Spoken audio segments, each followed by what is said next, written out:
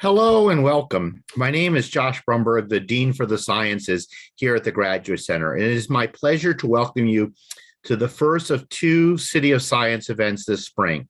Tonight's event is entitled James Webb Space Telescope, or JWST for short. Through this evening's discussion, we will explore what the James Webb Space Telescope is, what it can see, and most of all, what we hope to learn from the images it will collect. As a public university, the Graduate Center and its associated Advanced Science Research Center are committed to the idea that our scientific research has a role in advancing the public good.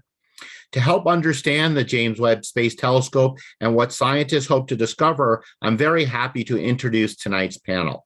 First is Dr. Chris Hayward, who is a research scientist at the Center for Computational Astrophysics at the Flatiron Institute in Manhattan.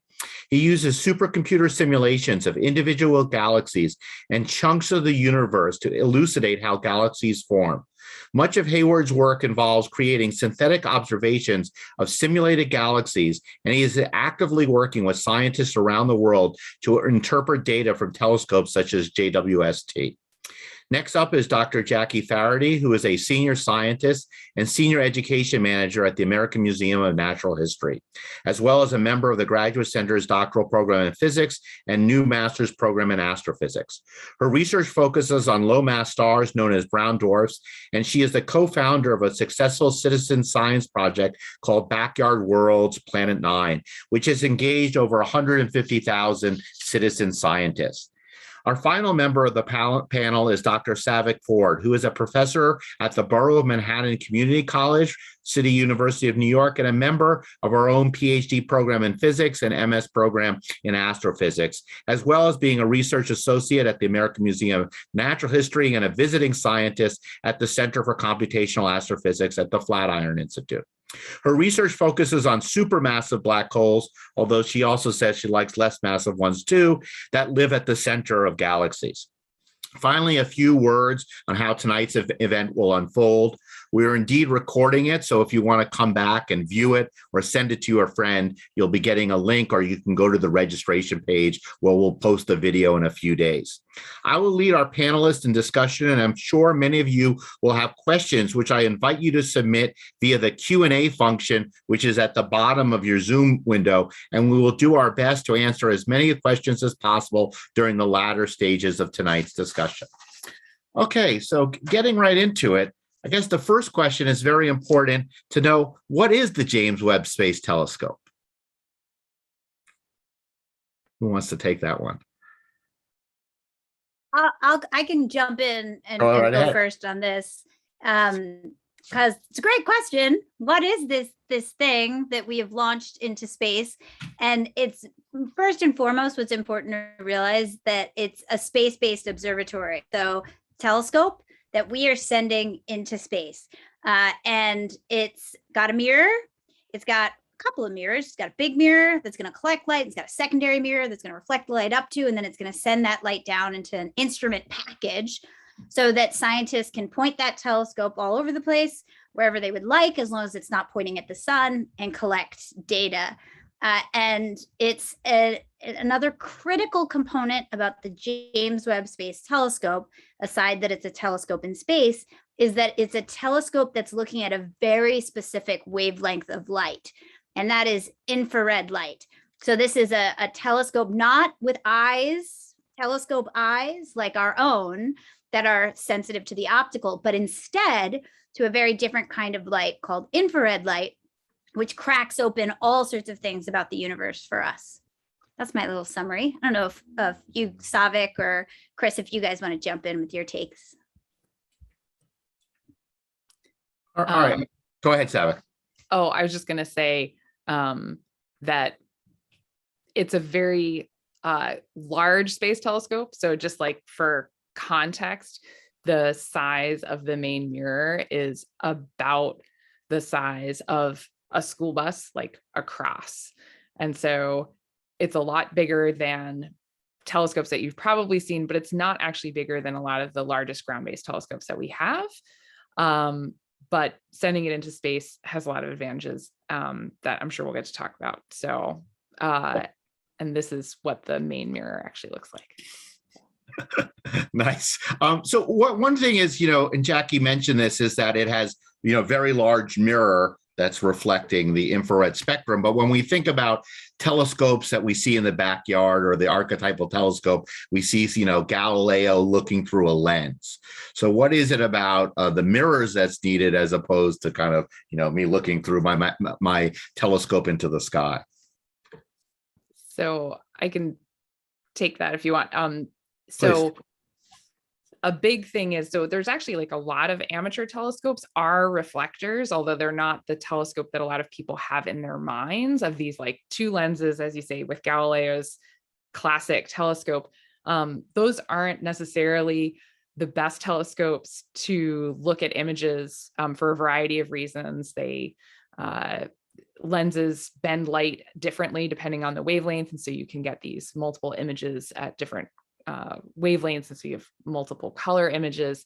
So most telescopes, even a lot of amateur telescopes, are these same type of reflecting telescopes where the light comes into the main mirror, bounces off of it, and comes up to a secondary mirror. And then if it was your backyard telescope, the secondary mirror would bounce the light right into your eye, or an amateur camera. And then if you have a professional telescope, it would hit a very expensive camera. And so in some ways, the JWST is not super different in its basic design from those general types of telescopes. But I'll also say, hang on, this is really important too, is that there's the telescope part of it, and then there's the detectors. And to reiterate, this is infrared light. This is not the same kind of light that our eyeball detects.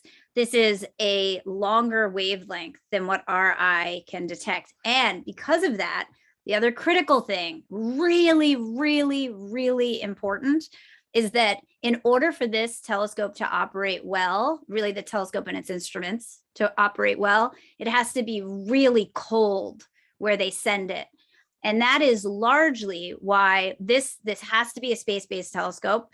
It's really hot, even in space around the Earth, because the Earth emits some heat, the moon emits some heat. We got some heat in this area that isn't great to have around. And this telescope is going 1 million miles away to a very different kind of orbit than maybe you're used to. Hubble's just above your head, just a couple hundred miles above your head. James Webb is currently 1 million miles away in an area where it's nice and cold, so that the detectors on it can really detect that infrared light from the depths of the universe. So we've mentioned infrared a couple of times. How would you, to a person who might not know, visual light versus ultraviolet versus infrared, how would you explain to someone what infrared is, and what would we see differently in infrared versus visual spectrums? Chris? I'm happy to discuss that. So light photons, they have a wide range of wavelengths, or equivalently energies. So you might hear about things like X-rays, which are very high energy, and radio waves are very long wavelengths, very low energy. Our eye only detects a small fraction of this overall spectrum, the visible light in the optical.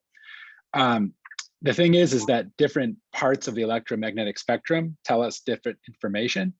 And there's another part of this. So there's two kind of components. So if we think of a star like the sun, for galaxies are just big collections of stars. And so if I'm looking at a galaxy that's nearby, that galaxy is going to emit a lot of light in the ultraviolet and optical, just like the sun does. We go outside, the day is bright because the sun's emitting a lot of optical light, and also it's emitting a lot of ultraviolet light. That's why we use sunscreen to block that out. However, if I take that same star and I move it really, really, really far away, so billions of light years away from me, the thing then is there's this concept called redshift that some of you may have heard about. What that means is that for things that are very distant, light is traveling to us at the speed of light. It takes a long time for something that's really far away for the light to reach us from the time it's emitted. So something that's billions of light years away, that light was emitted billions of years in the past.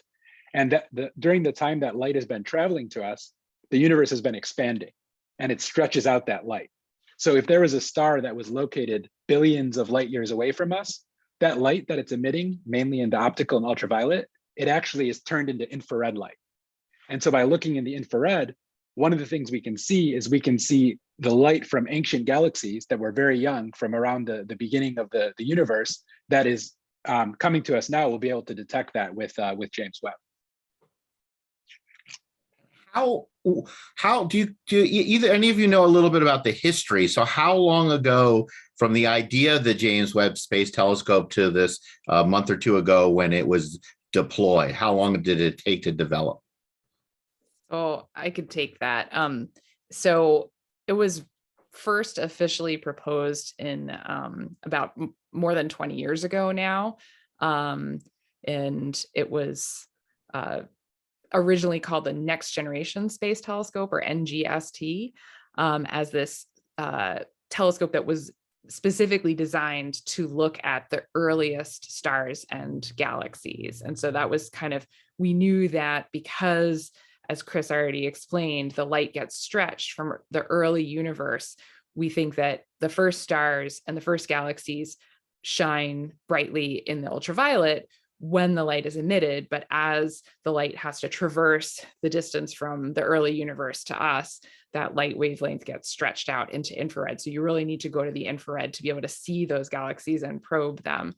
And so this was a really key question that people wanted to focus on and develop the technology to be able to do this. But in order to be able to catch enough light, we knew that we also needed to have a very large mirror. So the size of the mirror kind of gives you the size of the light bucket that you're catching the light in. And the Hubble Space Telescope altogether is the size of about a school bus.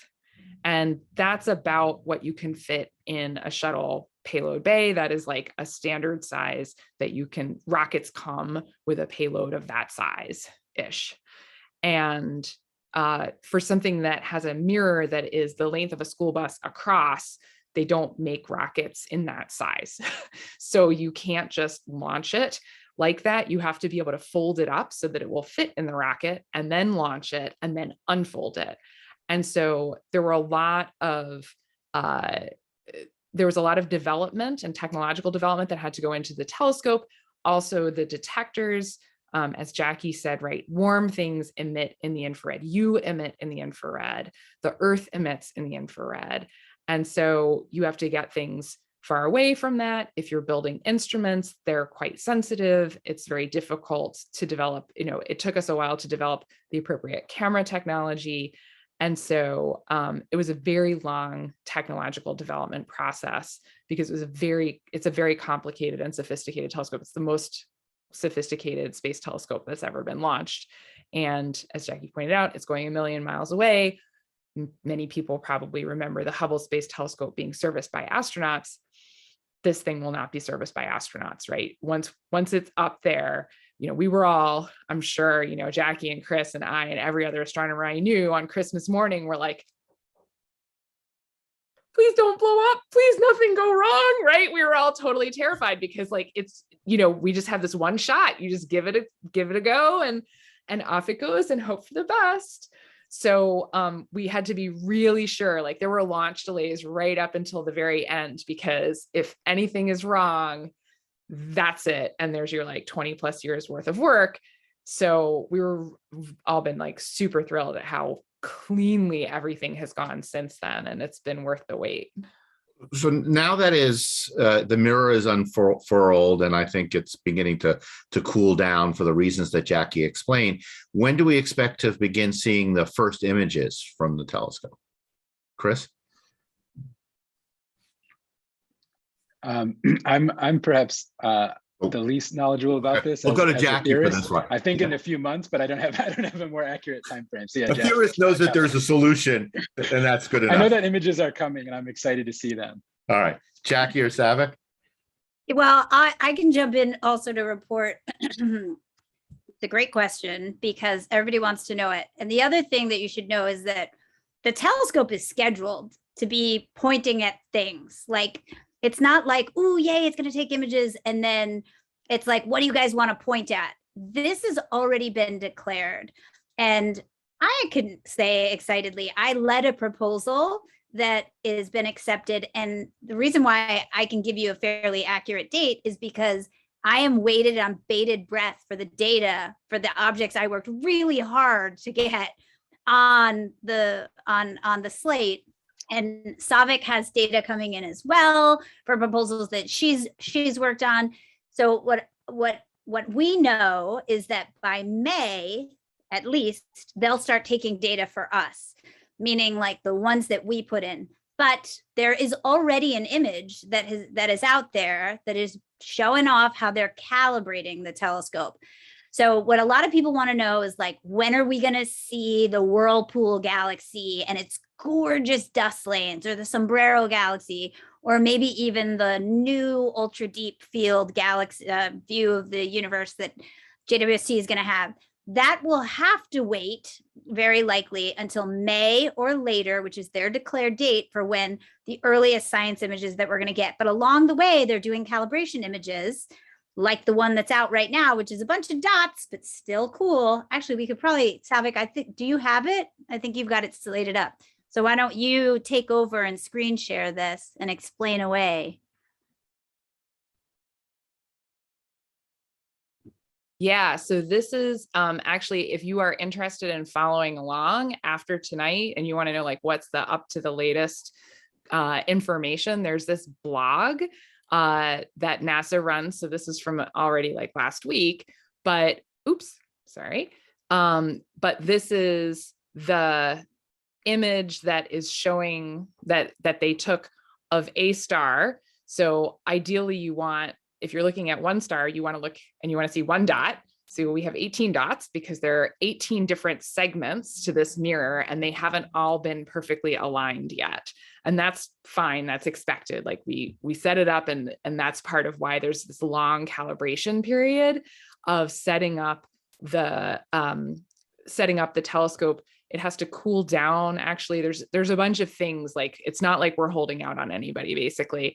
And just a bit earlier, before they started the alignment process, you can see they went through like a before and after. So things don't look at all star-like. This is all the same star, and they're just adjusting the tip and tilt of the mirrors so that they all are focused and creating one image. So they haven't quite got it to like one image, but they have these 18 images, and then they stacked them up to form this image of this star. And so this is like this is what a star looks like right now through JWST, which is pretty, actually totally amazing. So cool. I guess another question I was thinking of when looking at those images is, obviously when we talk about, Galileo and his telescope, at the level I understand astrophysics, that he can only look at the sky at night. Is the JWST located somewhere in the sky where it could scan 24 hours, or do the scientists have to worry about our own sun? Oh, the sun's a big problem or a big fear factor, which is probably the most complicated aspect of the James Webb Space Telescope, is this sun shield, which blocks the sunlight and also the warmth of the sun, the energy from the sun from getting to the telescope. Because like I say, that thing has got to be kept cold. Infrared light or infrared detectors are sensitive to heat. It's what they're measuring. And so we need to be able to keep the sun away from the telescope. So there's actually, I'll use this to promote too, that the museum has some amazing software. It's called Open Space.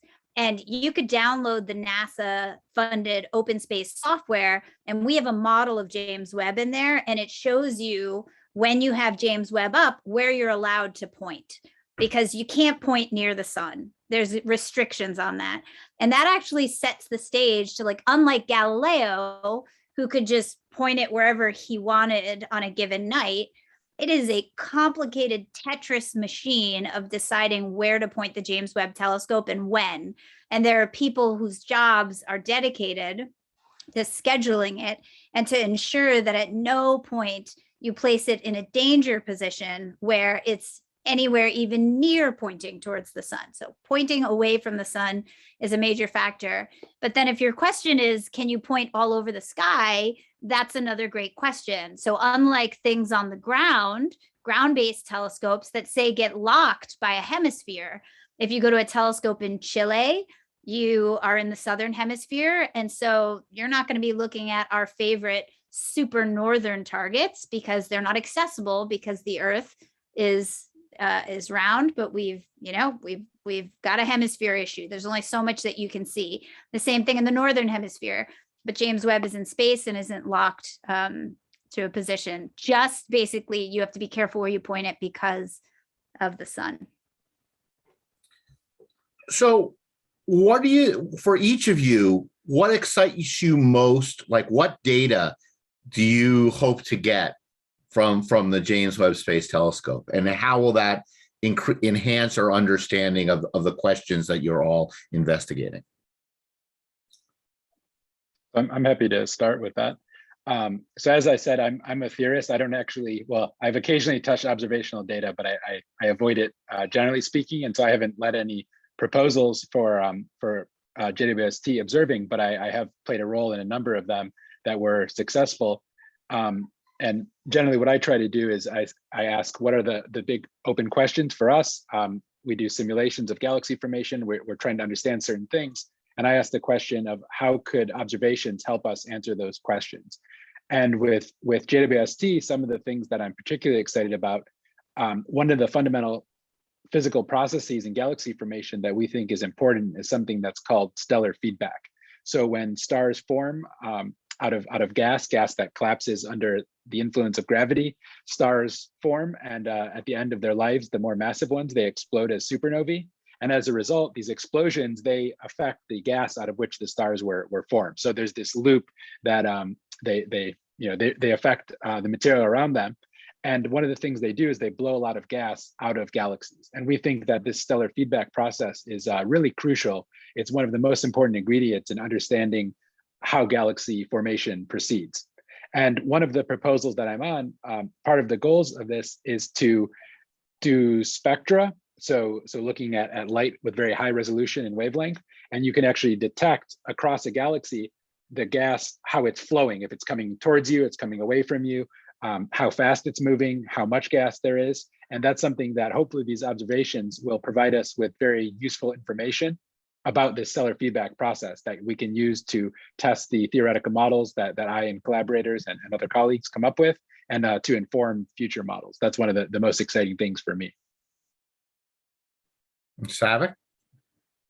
Yeah, so I guess I'm actually really interested in also how galaxies evolve and develop.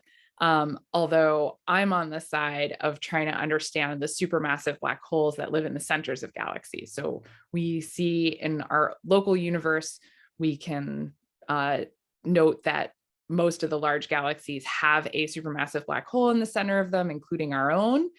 And we know that very early in the universe, a couple 100,000 years after the Big Bang, there were not supermassive black holes at the time. And so somehow they came to exist and they came to live in the centers of galaxies.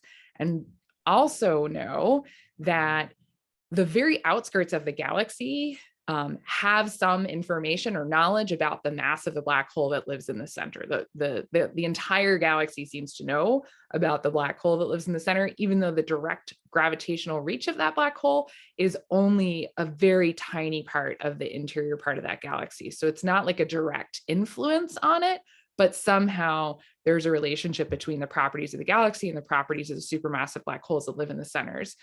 And we also think that stars, as Chris just explained, when they die, they can explode and blow gas out of galaxies, but black holes, they can swallow gas. And of course, everybody's probably, heard and seen, horror movies of, the black hole is eating everything, but they don't just eat things.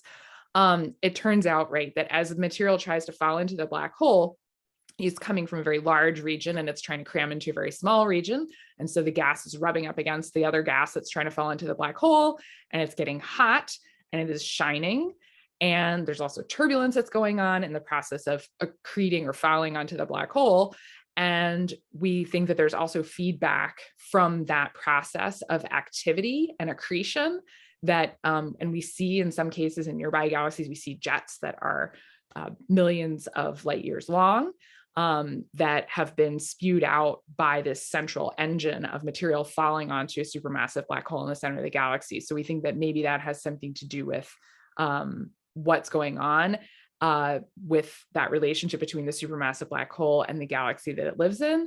And it may also sculpt larger areas of our universe in terms of like the ecology of where galaxies live and what different kinds of galaxies do. And it can obviously also affect things like star formation and other things. So I'm very interested in understanding those processes. And I think JWST has a few ways that it may shed light on them. And Jackie? I am very different in the science that I am doing with James Webb, but it's a great example of the diversity of science cases that you can do with this telescope. So the objects that I am very focused on and am expert in studying are called brown dwarfs. So they're in between stars and planets. Likely they formed like stars do.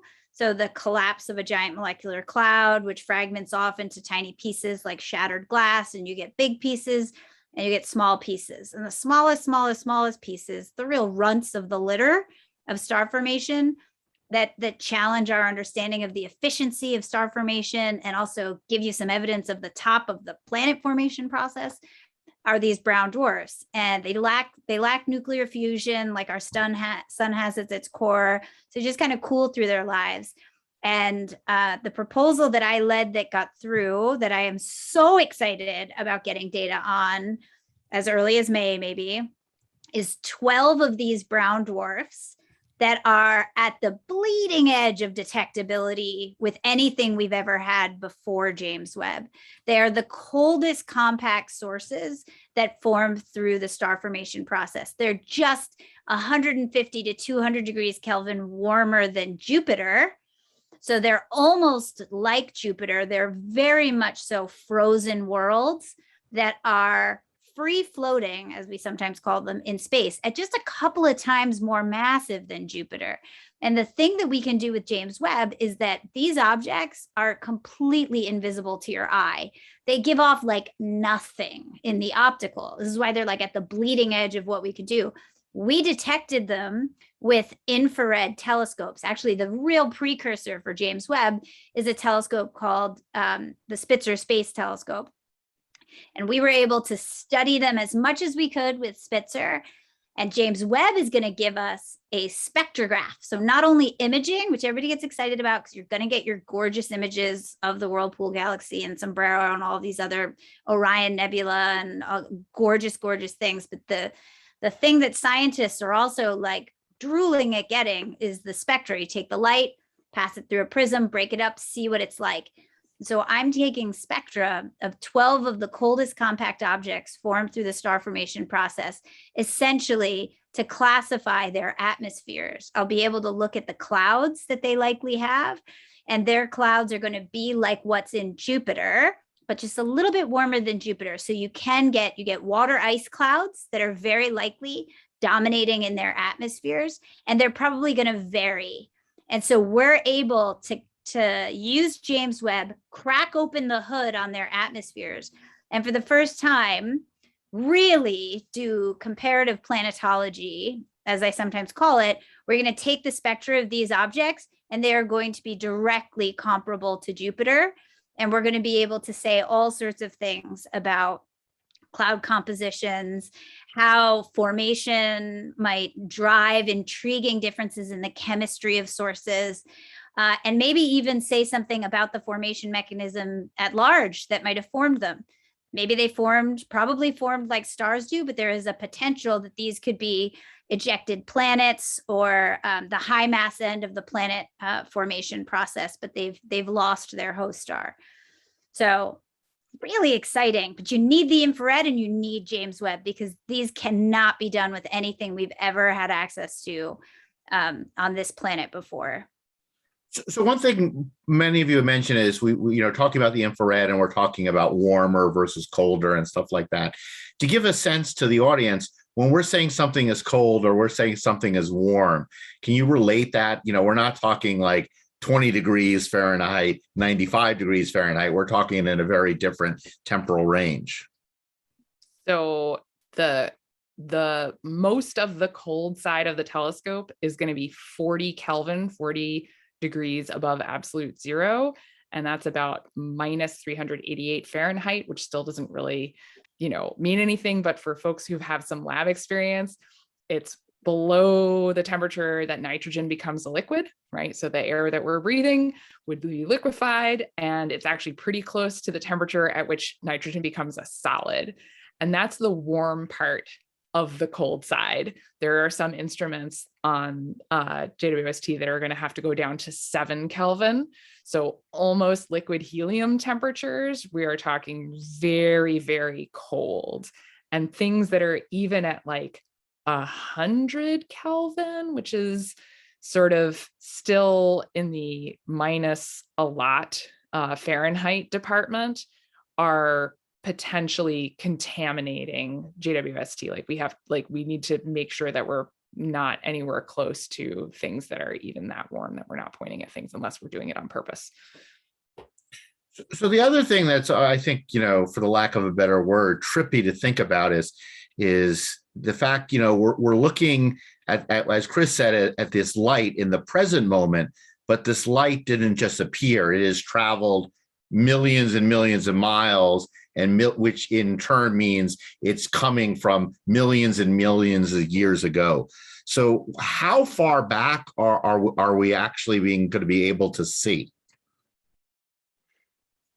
Yeah, this is a great point. This is something, honestly, that I remember blowing my mind when I first kind of realized this in college. I was like, wait, so there's no present, or there is a present, but I can't actually access it because light from even a very nearby thing takes some time to reach me. It was just something that sort of was a paradigm shift in my brain. Whereas now it's perfectly normal for me to just think about, I'm looking at distant galaxies, I'm seeing them how they were 10 billion years ago or something. I'll just say that over coffee as a normal statement, right? But for people that aren't used to thinking about this all the time, that's something that I would suggest you sit and kind of think about that. So we're looking at galaxies that are, as I was discussing, billions of light years away. So the universe is roughly around 13.7, I think, billion years old. And the most distant galaxies we expect to see with Webb are, we'll see them how they were about 300 million years or thereabouts after the Big Bang. So not quite at the very, very beginning, for reasons might be difficult to get into here, but essentially that first generation of galaxies that formed a few hundred million years after the Big Bang, we should be able to see some of those with JWST. And, Jackie, you made the point that, you'll be looking at these somewhat planetary bodies, the brown dwarfs, but with James Webb Space Telescope, will we be able to see planets that revolve, orbit around stars like Earth orbits around the sun? Yeah, so there's a couple of classes of objects that are going to really get at important questions about planets beyond our own solar system and what they may look like.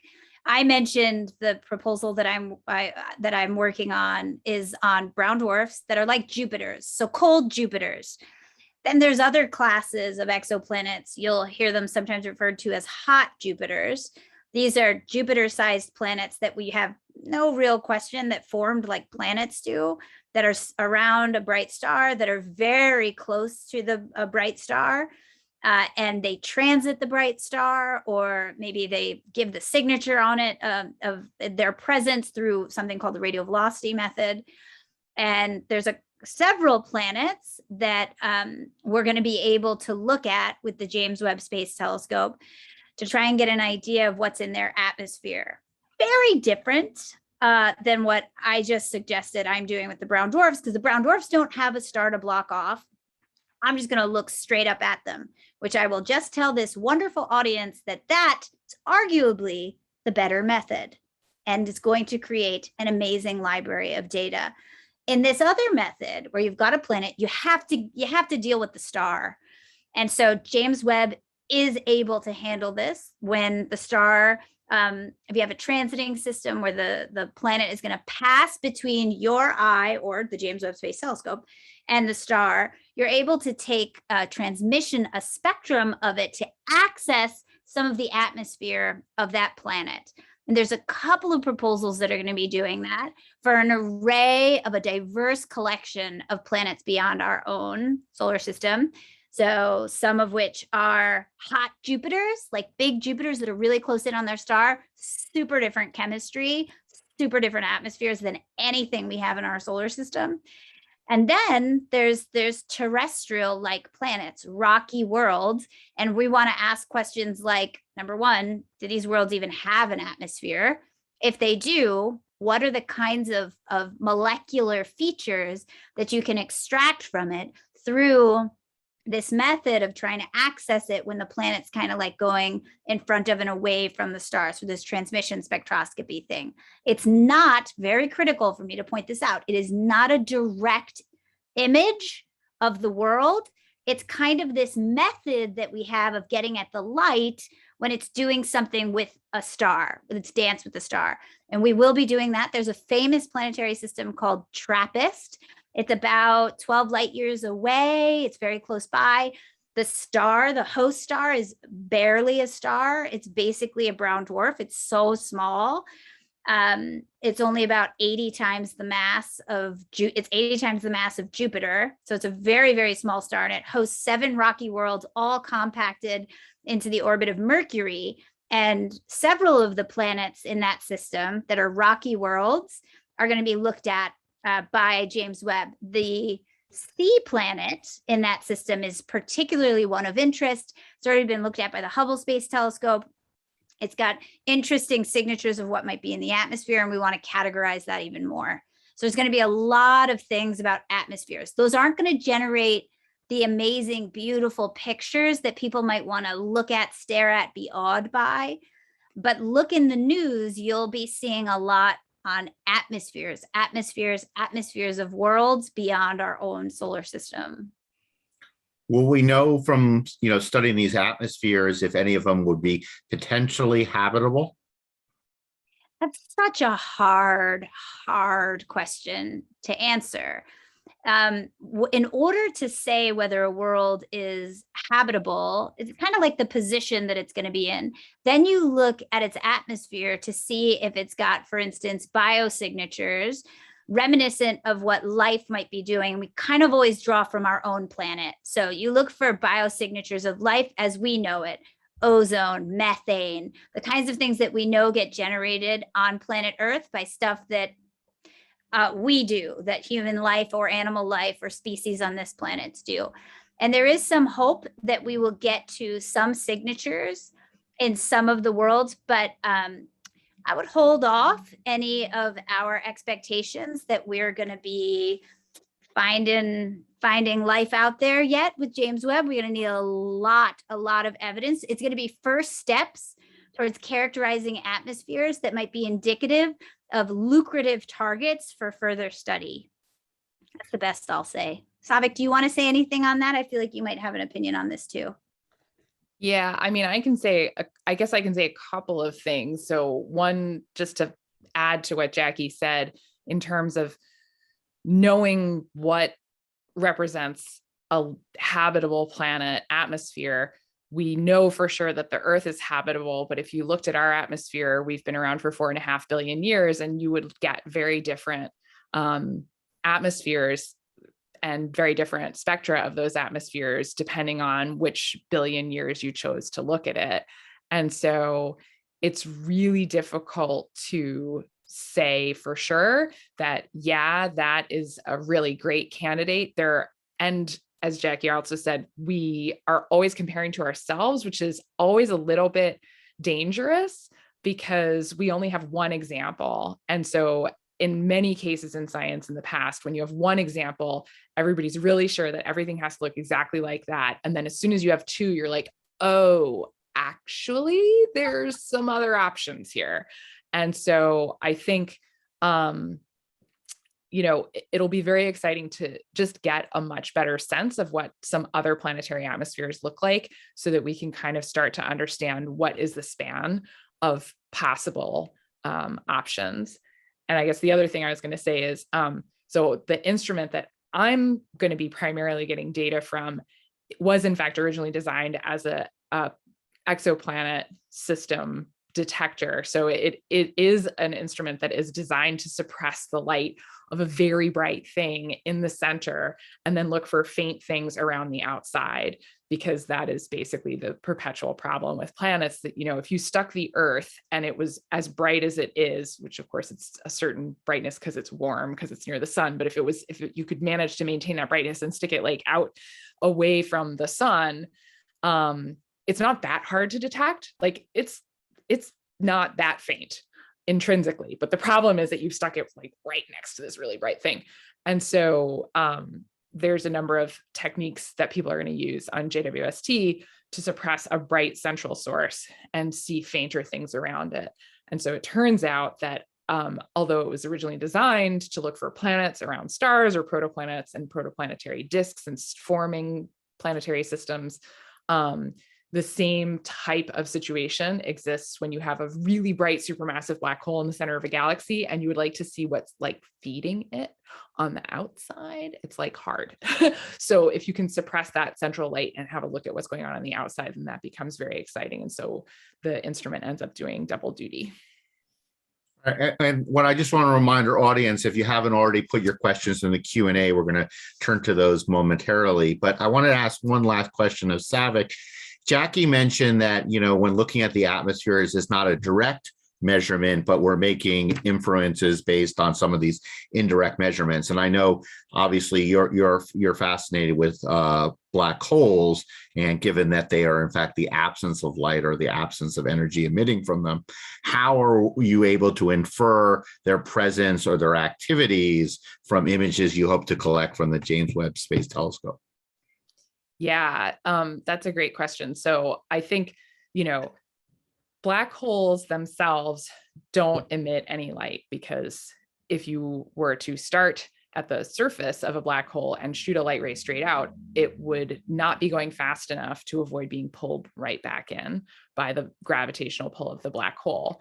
But if you're just outside of that, then if you're going fast enough, you can escape. And so what we see black holes when there is stuff around them that is falling in and therefore emitting light. Or sometimes if you had like a star that was orbiting a black hole, then you could see the orbiting star and go like, oh, it looks like it's orbiting around nothing. And indeed, so two different groups did this for the supermassive black hole at the center of our own galaxy and got the Nobel Prize for that 2 years ago.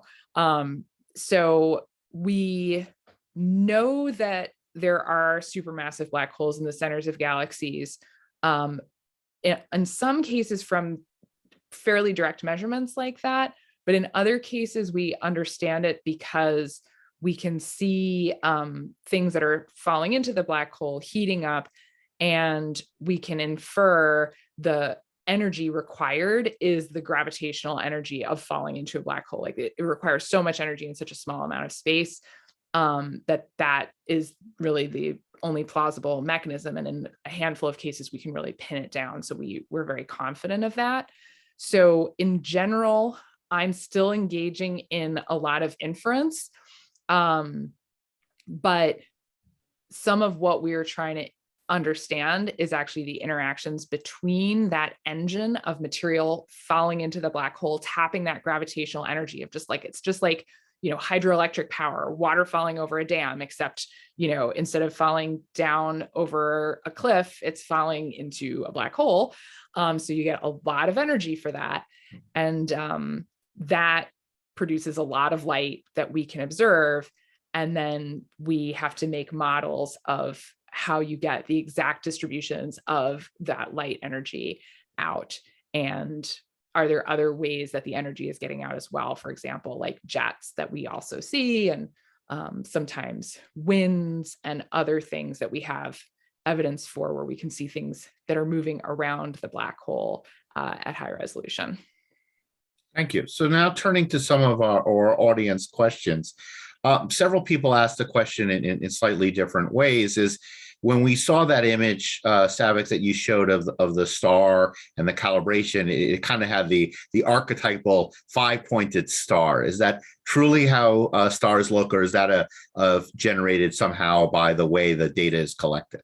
Well, actually, if you look carefully, and let me bring it back up, it's a six-pointed star.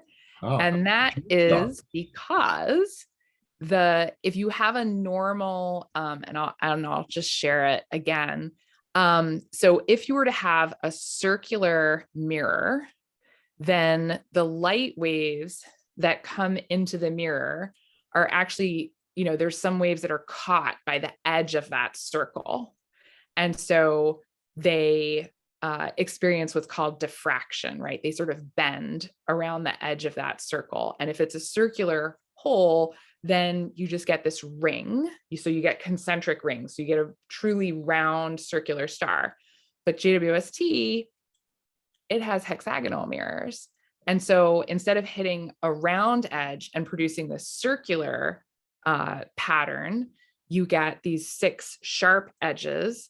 And so each one of these corresponds to one of the edges of one of the hexagonal mirrors, of one of the hexagonal mirror segments. And then you'll see there's this like slightly fainter stuff in here. And that is, I am almost positive that is from, there are some additional structures. So there's the primary mirror where light comes in and hits this big mirror. And then it bounces off the mirror. And if it just bounced straight back out, well, then, what do we do all this for, right? So it bounces out and it hits the secondary mirror, but the secondary mirror is not sitting there floating in space, right? There has to be something holding it up. And the things that are holding it up, these spider arms that are holding it up, are in the path of the light as it came through. So there's also like bending of light around those.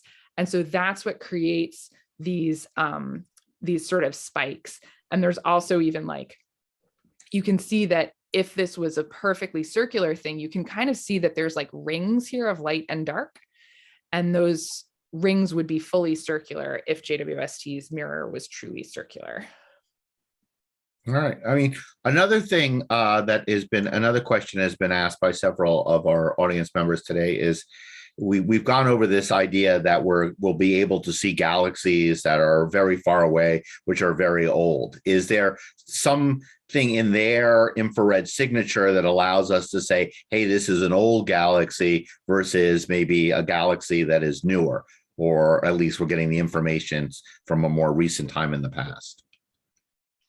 I'm happy to talk about that. So that's something, as I had mentioned, different parts of the electromagnetic spectrum, they tell us different information.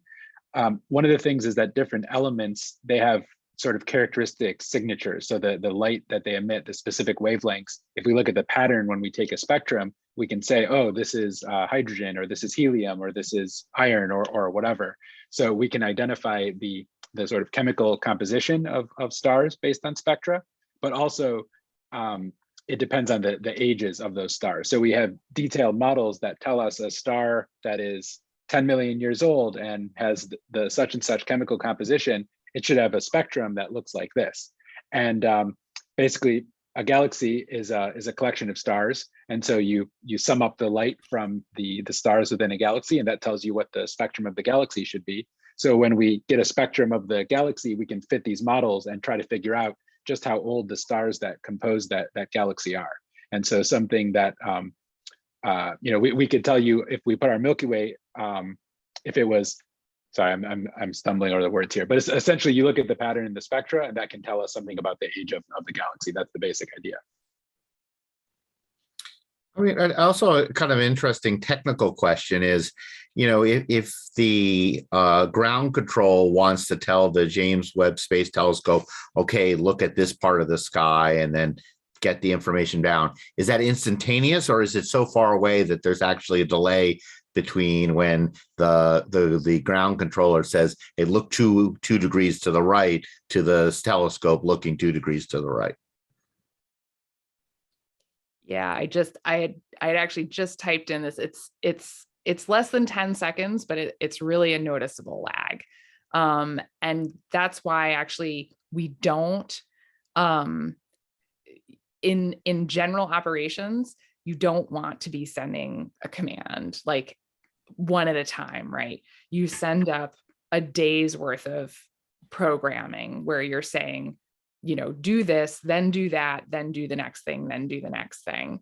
And the data coming back is actually also a really big issue. One of the things that you have to be careful of when you are proposing for your observations, the capacity of the network to transmit. So basically the capacity of James Webb to transmit the information and the capacity of the ground stations to receive it is limited.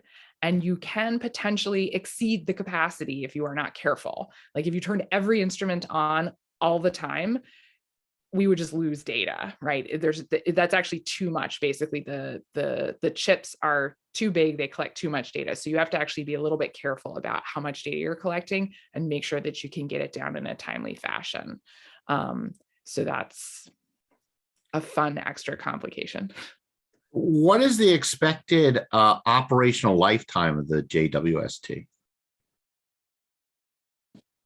There's two answers to that, or there would have been. Now we have a better answer.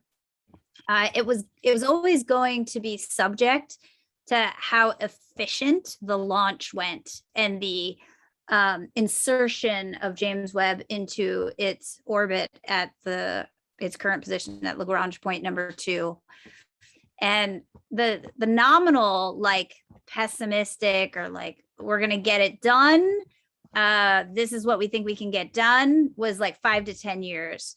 But after, and this I have to say it here, the European Space Agency, it keeps getting noted as like NASA, but the European Space Agency really did a phenomenal job of the launch of this thing and is a major component of James Webb in general. And they have to be applauded for just picture perfect, in any way that we can really say that in astronomy, launch and insertion into orbit, so that's why we're super excited to say it's more like a 20, maybe 25-year mission. We're hopeful that the lifetime of this thing is going to go much longer than the like pessimistic at the beginning, what we thought might be the launch, the nominal mission time. So very exciting that it's longer than we thought. So towards the beginning of tonight's discussion, I think, Jackie, you mentioned from initial conception to launch was about 30 years for the James Webb Space Telescope. And so my question is, are we already working on the next one? And the second question, is it going to be named for one of you? I'll point everybody can answer this question, but I would point people to have a look at the Astronomy every 10 years comes out with a decadal survey, a survey that gives like it's a kind of a landscape picture of what astronomers need, want, and decide is like really great big things that we should all be working towards scientifically to really push the needle forward in our understanding of the cosmos. And that decadal survey also sets the outlook of what Congress should fund as next great missions. And that survey was just released it was called the Astro 2020 survey. 10 years had gone by since the previous one. And so there are a couple of missions that's interesting about this decadal survey didn't quite give its like, this is the mission that you should all definitely do for a space-based observatory. It gave recommendations for what it thought, but there's a couple of missions that were on the hopper. One is called HabX, one is called LUVOIR.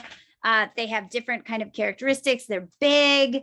They have very big goals. Neither one of them got the full, like, you are the next great observatory that we're going to put all of our incentive behind in this report. It was kind of more of like this is giving you also my interpretation of things. Saavik and Chris, you guys can give yours too. More like, you guys should move forward with maybe a combo of all of your ideas rather than we're putting all of our weight into this next mission. So there are some, but there's nothing that I would say is like the declared, we're definitely doing this. Yeah, and I'll just add, I think the we're always developing new technology and looking down the road to develop new missions. But our funding in astronomy, when I was a baby astronomer, the decadal could recommend 3 flagship missions and get them all funded on what Congress felt astronomy should get annually. And that hasn't been true for a while. JWST was 2 decadals worth of prime mission focus, right? And we just launched. I mean, I remember when we were going to launch in 2008. So, you know, and it's just that it takes longer to build these bigger, you know, every time you've built a mission, well, you could build the same one, but then you're not going to learn anything new. So you have to build a bigger mission. And unless your budget goes up, then you don't get to build the bigger mission, except if you spread the cost out over a longer period of time. And so one of the things that this most recent decadal did was they sort of consciously said, look, we are not getting one whole flagship out in the next 10 years. If we are just going to say what y'all need to do is do the tech development that would apply to either or both of these missions. And there's a lot that would apply to both HABEX and LUVOIR. And there are a couple of other missions looking at so those are primarily optical, and LUVOIR is for large ultraviolet optical infrared. So obviously it hits all of those, and HABEX is going to have some infrared capabilities as well. But there's also like an infrared mission proposed and an X-ray mission proposed. And the thing is that we want to be able to do all of these things. And so we're trying to balance, and I think we're sort of trying to basically digest things over a very long period of time. And so I think historically you have to be dead to get a space telescope named after you. So I hope that none of us are eligible for the next big one. But we might be.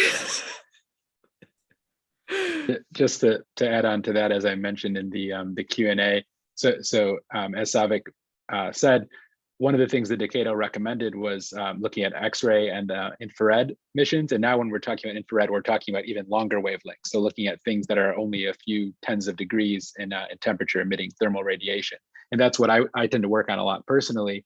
And so in response to the decadal survey, different groups of observers and instrumentation-alists have started discussing, hey, what is the idea we want to push for? And they're assembling teams. And so I've recently joined a couple teams that are doing competing ideas. And now we're starting this whole process of coming up with what's our pie in the sky idea? What are the big science questions we want to answer? Is it even possible? So that's part of the reason this takes so long, is that we're talking about technology that sort of doesn't exist, or if it does exist, it's only in a very nascent form. It's very, very cutting edge. So it's a process where we say, what are our big questions we want to answer? How could we answer them if we could just make something exist? Then we have to go talk with people like at Northrop Grumman, for example, that can actually build things and say, hey, we want to put a 60-foot diameter infrared telescope space balloon. You know, is that something that you all could build for us? And we go back and forth. And so that's what these telecons are, is talking with people that actually know about the technology, talking about the people that know the science questions. And it's a really long process, a lot of moving parts, a lot of people employed, a lot of people that are working hard. And this ties into one of the questions about applications. This is actually one of the really good benefits of this whole process, is that we're really pushing this sort of technology. There's all kinds of spin-offs that come out of this. So even if some people will spend a large chunk of their career developing a observatory plan, and it's not actually funded, it never happens. But that's not all time that's lost. You learn a lot, you develop a lot of technology, there's a lot of good that can come out of that. But yeah, it's definitely a very long, very complicated process to create one of these from conception to taking data. All right. Well, I would like to thank Doctors Faherty, Ford, and Hayward. And based on what Chris just told us, the next time we will be doing this will be through 3D holographic avatars. So we could all come to you at least in photonic 3 dimensions. And to our audience, unless you ask your congressman for more money for us, if you want these results faster, you, the taxpayer, can demand them. Well, we would like to once again thank our participants, our audience, and hopefully you will join us later this month on March 30th at our next City of Science event, when we will be demystifying drug discovery with Nobel laureate Michael Brown in conversation with Einstein professor Kevin Gardner. Until then, enjoy the night sky. Good night. Night, everybody. Good night. Thank you. Good night. Thanks.